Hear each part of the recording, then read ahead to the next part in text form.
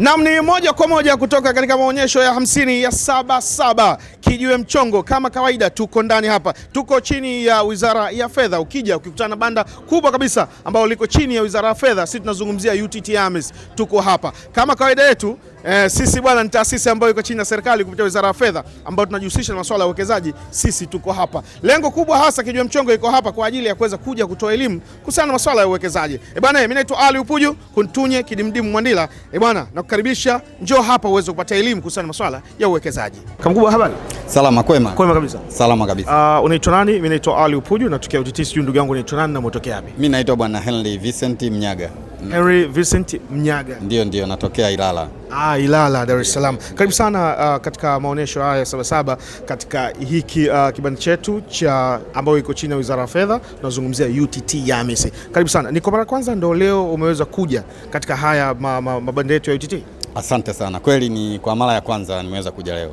Kwa mara ya kwanza? Ndio, kwa mara. Ni kuna mtu labda ambaye alikushawishi au bwana Henry ni wewe mwenyewe ukasema bwana labda katika pita kwa kukutana na banda la UTT ukasema uingie?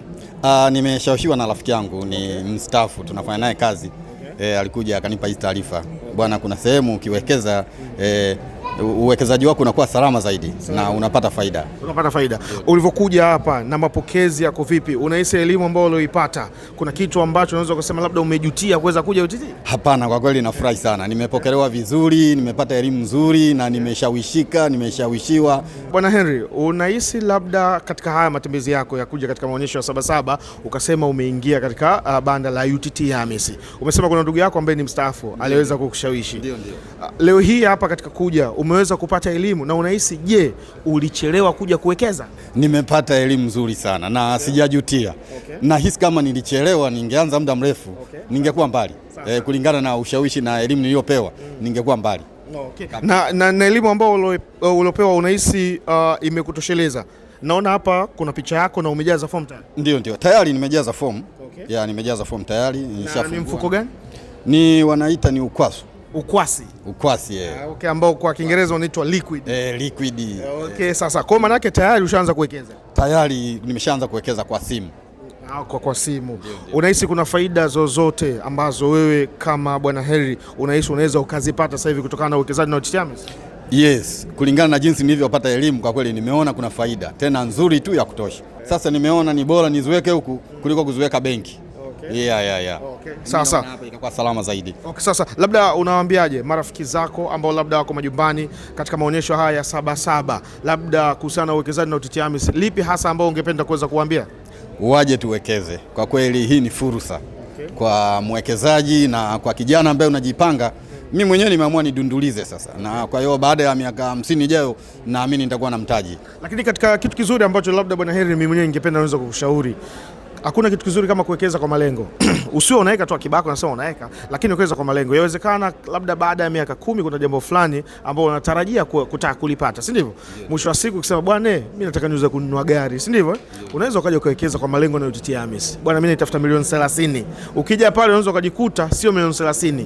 Kuna kaela fulani katapungua, alafu faida ile nyingine kutokana na huo uwekezaji wa UTT AMIS unaweza ukaja ukaipata kuweza kufikia yale malengo yako ya milioni 30. Au sivyo? Ndio. Labda shemeji pia naye anajua masuala ya uwekezaji? Anajua na alinishauri niwafungulie na watoto pia. Kwa hiyo na wanangu pia baada ya mimi nitawafungulia pia account. Katika mfuko wa watoto? Mfuko huo mtoto wa watoto. Nitawafungulia na wao. Kijiwe Mchongo na UTT AMIS imenifikia. Naam, bado tuko hapa katika banda letu la UTT AMIS, masuala ya uwekezaji. Kutaka kuwekeza, kuweza kupata faida zilizokuwa yakinifu kabisa 12% kila mwisho wa mwaka, basi njoo UTT. Niko na Lydia Godwin, afisa nguli kabisa kutoka UTT AMIS, taasisi ya uwekezaji ambayo iko chini ya serikali kupitia Wizara ya Fedha. Lydia, mambo? Poa, Eliza. Mzima? Naona furahi sana. Nafurahi, mwitikio wa maonyesho ya Sabasaba umekuwa mkubwa sana. Okay. Tuendelea kuwakumbusha Watanzania wote wafike viwanja vya Sabasaba, jengo la Wizara ya Fedha. Tuna banda letu hapa la UTT AMIS, waje kwa ajili ya kuweza kupata elimu ya uwekezaji, kufuatilia uwekezaji wao, kuweza kupata sana elimu na mifuko zaidi, kuweza kujua namna sahihi ya kuweza kuweka malengo yao kwa muda mrefu lakini pia kwa muda mfupi. Lydia, inaonekana Sabasaba hii kwa sisi UTT, maana tujizungumzie sisi, kama tumekuja kivingine tofauti na mwaka jana. Kweli tumekuja kivingine. Kwanza kabisa sasa hivi Sabasaba hii tuna darasa la kutoa elimu ya uwekezaji. Kwa mwekezaji wetu atakuja hapa, atakuja kwenye banda letu, atapata elimu ya uwekezaji, ataweza kufungua account kupitia simu yake ya mkononi. Ataondoka na account namba yake, lakini pia kama atakuwa na pesa yake ipo kwenye mtandao wa simu, ipo kwenye benki, pia anaweza akachangia au anaweza akafanya uwekezaji. Lakini pia nikumbushe hali kwamba uwekezaji ni sasa hivi. Kwa hiyo tunamshauri pia mwekezaji aanze kufanya uwekezaji sasa hivi kupitia mifuko yetu 6 ya uwekezaji wa pamoja. Lakini pia faida ni kubwa kwa sababu kidogo tumefunga mwaka wa fedha, faida zetu ni kubwa, wastani wa 12% na kuendelea kwa mwaka. Kwa mwekezaji wetu kwa mwezi anaweza kutengeneza wastani wa 1% ya pesa ambayo atakuwa ameiwekeza kwetu. Kwa hiyo tunaendelea kuwakaribisha sana wawekezaji wetu wakaribia hapa kwenye maonesho ya Sabasaba. Tupo kuanzia tarehe 28 mpaka tarehe 13 mwezi wa 7. Lakini pia tuna madarasa yanaendelea, tunaendelea kutoa elimu ya uwekezaji kupitia ofisi zetu ambazo tuko jengo la Sukari House, ground floor, first floor na floor ya pili. Lakini pia tuna ofisi iko pale Mlimani Samnojoma, unaweza ukafika pale ofisini kwetu ukapata elimu ya uwekezaji, ukafunguliwa account yako ya uwekezaji, na tunakushauri anza uwekezaji sasa hivi kwa sababu kesho haijai kufika. Ndio. Bwana huyo ni Lydia Godwin kutoka UTT AMIS. Tuko naye pale Sukari House. Ameweza kusisitiza kwamba yawezekana wewe ni mwekezaji au wewe ambao unahitaji elimu kuhusiana na swala la uwekezaji, Sabasaba labda imeweza kuisha, lakini tunakushauri njoo Sukari House, Posta jijini Dar es Salaam, lakini vile vile barabara ya Samnujoma pale katika jengo la PSSF Tower Commercial Complex. Ukifika njoo kule parking tower, utakutana na sisi UTT AMIS, taasisi bora kabisa ambayo iko chini ya serikali kupitia Wizara ya Fedha ambayo inajihusisha masuala ya uwekezaji. Ndio, Lydia, twende. Cha kumalizia kabisa tunaendelea kukumbusha wawekezaji, uwekezaji ni sasa hivi, naanza kuwekeza na UTT AMIS. Upate uwekezaji wako bora wa leo na kesho yako. Au sivyo? Ndio. Kijiwe mchongo na UTT AMIS imetufikia. Bwana vipi? Safi. Kwema kabisa. Kwema. Mambo yanasemaje? Mimi naitwa Ali Upudi, natokea UTT. Sio ndugu yangu unaitwa nani? Na kama mkubwa unaitwa nani? Kwema lakini. Kwema Ali vipi? Mambo yanasemaje? Fresh. Tuanzie kwako wewe mwenyewe, unaitwa nani ndugu yangu? Mimi naitwa Tariq. Tariq. Yeah, Tariq. Unatokea wapi ndugu yangu? Mimi natokea Gongo la Mboto. Gongo la Mboto. Na ndugu yangu? Naitwa David. Unatokea? Goba. Karibuni sana katika banda letu la uwekezaji na UTT AMIS. Kuna dada yangu hapo Neema, nilikuwa naona anawapa elimu kuhusiana na masuala ya uwekezaji. Ndio kwa mara ya kwanza leo hii mmeweza kufahamu UTT? Yes. Ndio kwa mara ya kwanza. Ndugu yangu? Ndio, ni kwa mara ya kwanza. Kwa mara ya kwanza. Tunarudi kwako kwa tunamaliza ndo tunaanzia kwako hapa. Ni kwa mara ya kwanza. Unahisi baada ya kuweza kupata hiyo elimu, unajiona kama umechelewa au unajiona ndio muda sahihi? Mimi kwangu najiona ni muda sahihi kwa sababu bado ni kijana, kwa hiyo najiona ni muda sahihi kabisa kupata elimu ya mfuko. Yeah. Sasa labda katika elimu ambayo unaweza kupata, kwa sababu sisi tuna mifuko almost 6. Leo kuna mfuko wa watoto na mimi tutakuwa na mtoto. Samahani lakini, si ndio? Yeah, na watoto. Kama mkubwa? Naye. Wewe unao kumbe. Nao baba. Sawa. Na mimi kuna mfuko wa watoto, kuna mfuko wa hatifungani, kuna mfuko wa liquid ambao unaitwa ukwasi, kuna mfuko wa wekeza maisha. Umeelewa? Naamini kuna baadhi ya mifuko ambayo mmeweza kupata elimu kwa dada Neema pale. Unahisi labda kuna mfuko gani ambao kwako uliweza kuvutia? Mimi nina mifuko miwili, mfuko wa wekeza maisha pia mfuko wa watoto. Wewe ni mwekezaji maana yake? Ndio. Kwa maana yake wewe UTT unaifahamu muda mrefu? Anaikuwa naisikia kwa maana kwa sasa hivi katika hii maonyesho ya Sabasaba ndo nimekuja nimeifahamu zaidi baada ya kupewa taarifa vizuri. Lakini bado hujaanza kuwekeza? Bado sijaanza. Kwa maana yake katika ile mifuko ambayo iliweza kukuvutia, mfuko wa watoto na wekeza maisha. Na wekeza maisha. Ndugu yangu? The same applies. Watoto na wekeza maisha. Na wekeza maisha. Yes. Okay. Kupitia labda uwekezaji na UTT AMIS, kwa nyie mnavyoona, inaweza ikawasaidia lipi hasa? Kwa upande wangu hapo baadaye ina faida kubwa sana kwangu. Hasa kwa maisha ya baadaye. Na kwa upande wa mtoto pia itamsaidia mwanangu. Yes.